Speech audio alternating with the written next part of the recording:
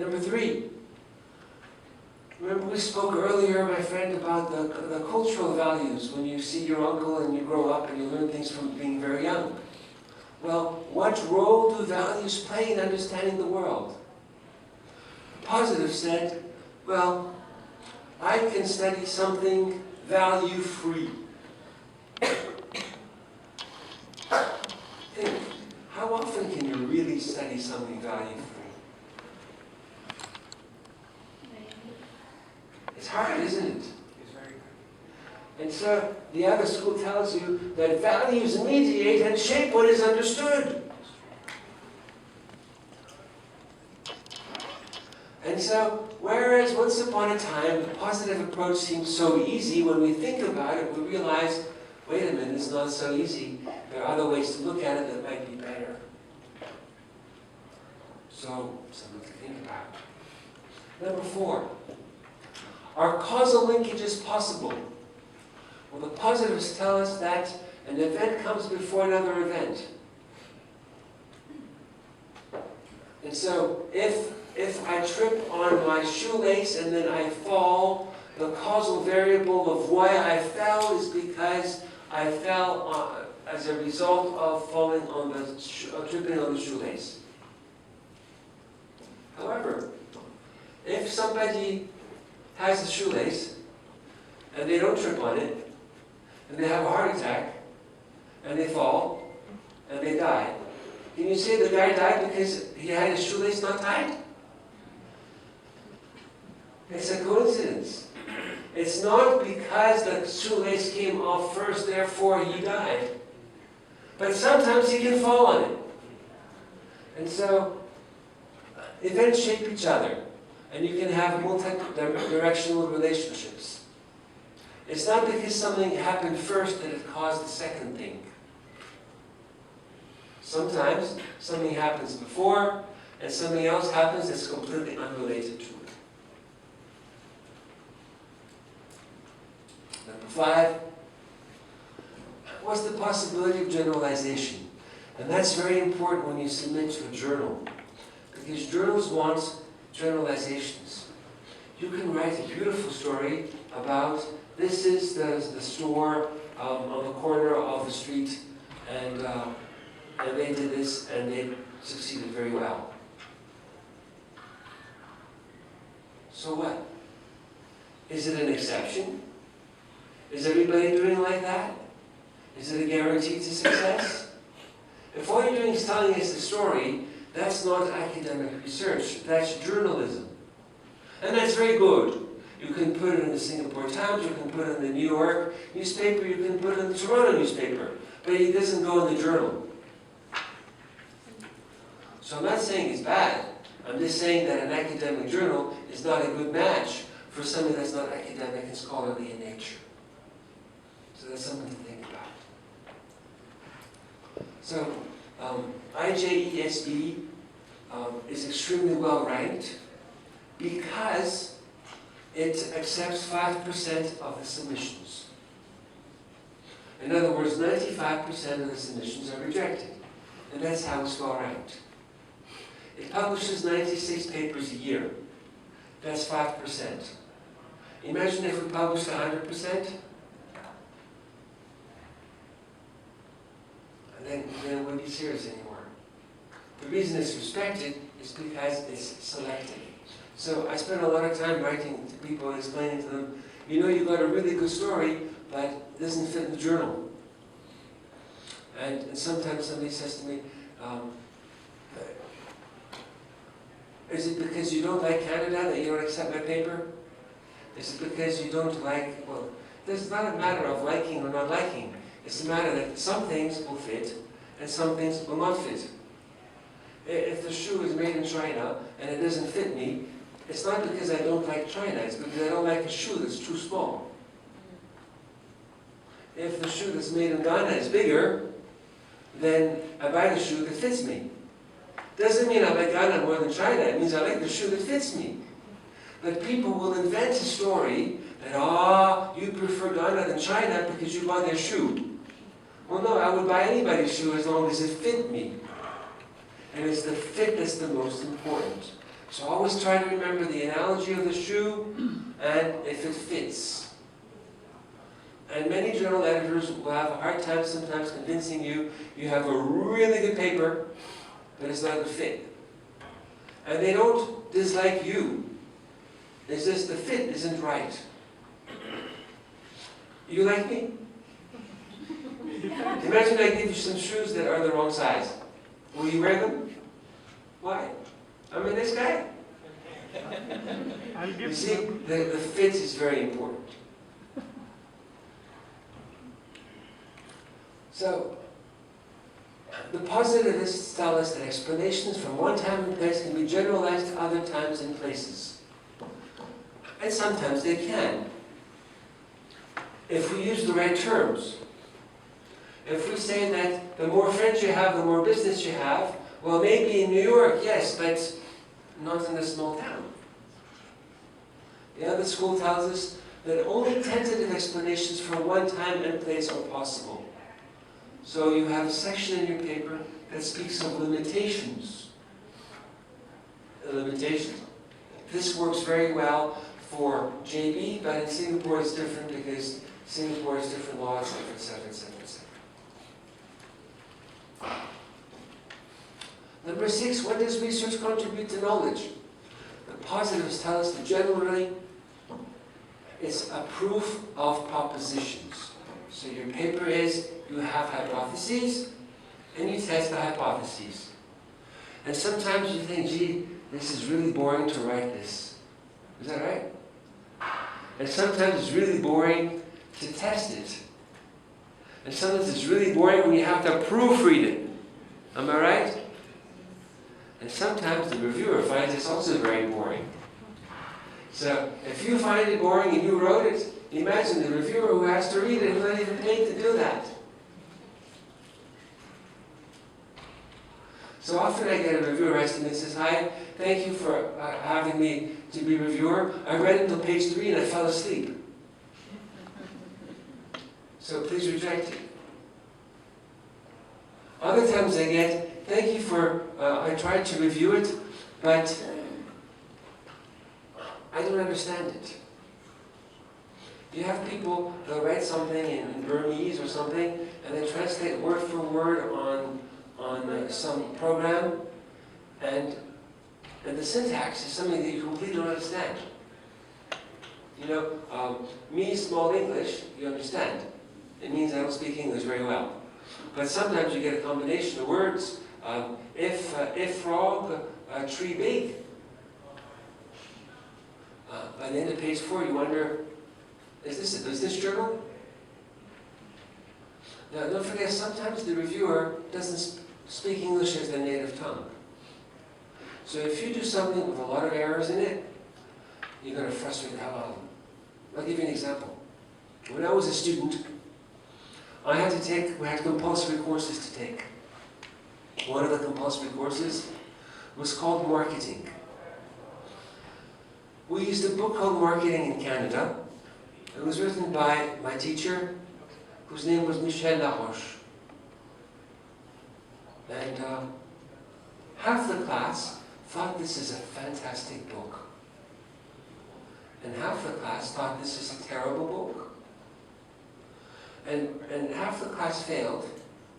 And they said, we don't understand anything because the teacher teaches with a French accent and the book is terrible. And of course we failed because we don't understand anything. And the other half of the class did very, very well. We said, this is the best book we ever read. Can anybody guess what the story was? Michel Laroche wrote a book in French. He translated it word for word into English with French syntax. So if you spoke English, you couldn't understand anything. But for the half the class who spoke French, they do Google translation and get the French out of it. and I thought, what a good book, it's no headache. Because the English book was very hard for me, but this book was English words, but French syntax, so this was really good. So of course I got 100 on the exam. But then when they changed the book, I was really unhappy. Because then I had to know English.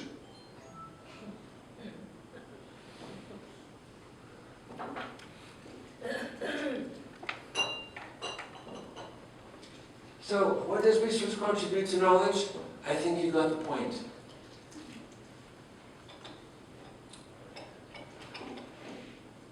Qualitative methodologies, I think, are fun, but they're not easy, and they have problems.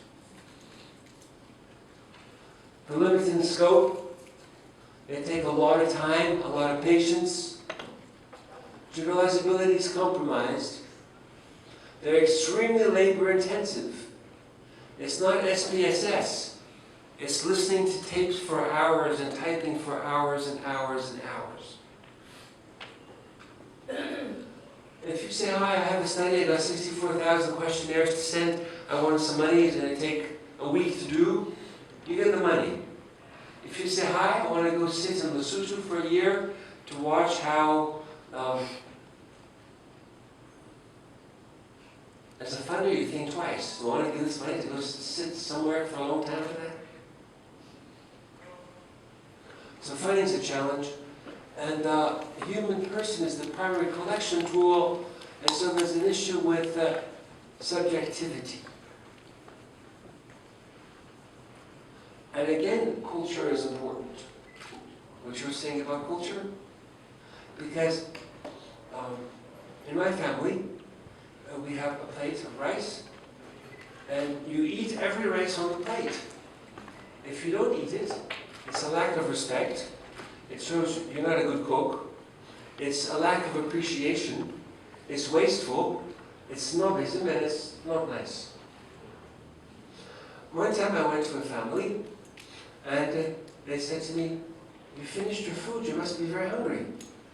I said, "No, I finished. Thank you." So they put me some more. And I said, "No, I don't want to waste it." And they said, "No, you must leave some in your plate to show that you're not hungry." But that made me feel very uncomfortable because I don't like to put food in the garbage. Another one is, sometimes you go to somebody's house and you take off your shoes. And one time I went to somebody's house and I took off my shoes and they started screaming. They said, "Who died?" I said, "I don't know." "Why did you take off your shoes?" "Well, because out of respect for your floor, I don't want to dirty it." But in their custom, they take off the shoes only when somebody dies. And by taking off my shoes, it means I wish somebody would die. So often, you make a mistake without knowing you're making a mistake. So some qualitative methodologies. The case study, which is overused and often incorrectly used. The critical incident. Ethnography, which takes a lot of time, but which is very rewarding. Field stimulation. And the grounded theory, which I explained to you earlier, many people talk about it as if they understood, but they don't know what they're talking about.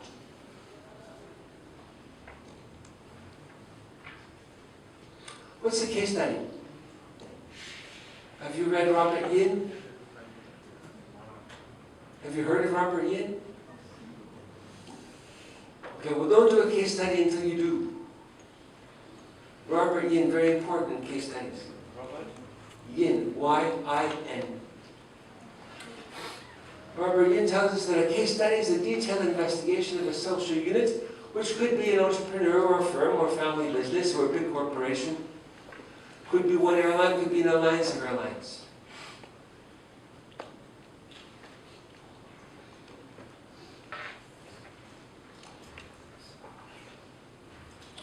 Why do we have a case study? Because we want to describe something, and if we have a multiple case study, we might be able to find a pattern, and we might be able to say something about theoretical implications. The focus of the case study is on understanding the subject and variables relevant to it, but not necessarily on generalization. I'm not looking to explain everything everywhere. I'm looking to explain just what happens in this scenario. Many journals don't like that, because the top A journals tend to like generalizability. Something that's essential in case studies is a case protocol. A list of questions so you know what you're going to study. Like an interview, you like to know what you're going to ask. Very embarrassing, you have an interview with somebody, hi, what do you want to talk about? I don't know, do you have a nice day? So if you have your questions in advance, then by asking them, you can get some answers, you can think ahead at more questions, and you can have a very, very educational, intellectual discussion. Why are they useful? Well, conclusions are very valid for comparable cases. If I find that when such and such happens, the business is successful, then I take from it, we should do the such and such that leads to success. Or to avoid the problem that caused them failure. Now remember, a group can be a company. You can define your units as you go along.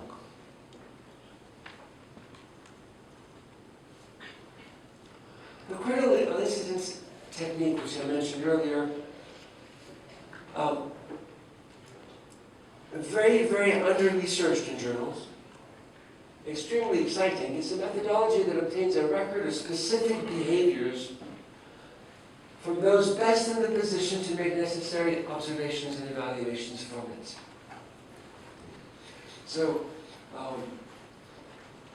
some people from your board resign.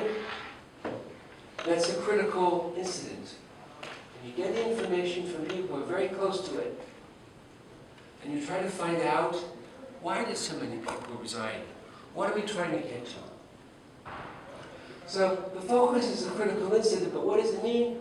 Well, an incident is an observable act that's complete in itself, such as to permit inferences and predictions to be made about a person who's an act. For example, somebody resigning from CEO, somebody getting off a board, somebody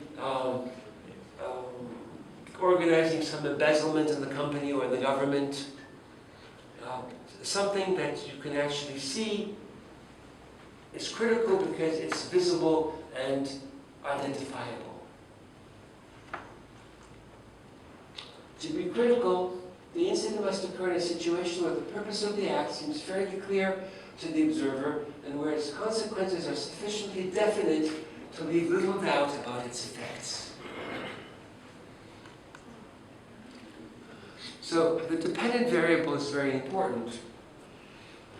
Dependent variable is always important. But in this case, you want to focus on a critical incident when you could awaken or trace your intuition. So let's do that now together as an exercise. The dependent variable is the use of intuition. Was there ever that intuition made an important role in your life? Yes, please tell us. Whenever most of my decisions I make in my life are based on my intuition. I think you make very good decisions. Somebody else.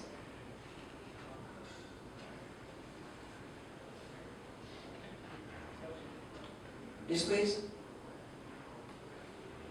Yes, it happens, but it's quite subjective, but not quite often like your intuition leads you to make a decision, but yes, it does happen timely. And you can notice it, you remember it. And so you can think about it. What was it about? What did you do? Were others involved? What was their role? How did you trace it? How did you bring intuition into practice? Ask yourself, do you think that intuition is a mind-related phenomenon, or is it according to you beyond the mind, that's related to deeper conscientious levels in use?